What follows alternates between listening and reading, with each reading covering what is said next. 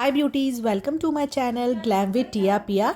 तो आज मैं आपके सामने जो पार्सल अनबॉक्स कर रही हूँ वो आपके बेबी के लिए है।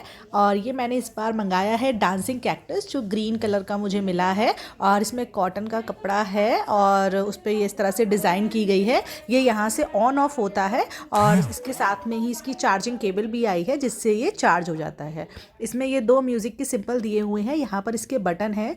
ये फर्स्ट बटन जब आप इसे ऑन करेंगे तो इसमें कुछ रिकॉर्डेड सॉन्ग है जो ऑटोमेटिकली प्ले हो जाएंगे और इस सॉन्ग को आप चेंज भी कर सकते हैं। उसके बाद ये जो सेकंड बटन है, इससे आप अपनी आवाज़ जो है वो रिकॉर्ड कर सकते हैं और साथ ही आप जो भी बोलेंगे उसको ये पीछे पीछे रिपीट भी करेगा।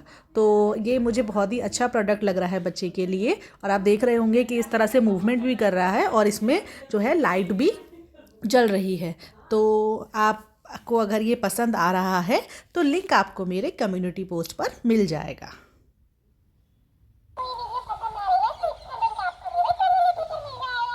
Thanks for watching.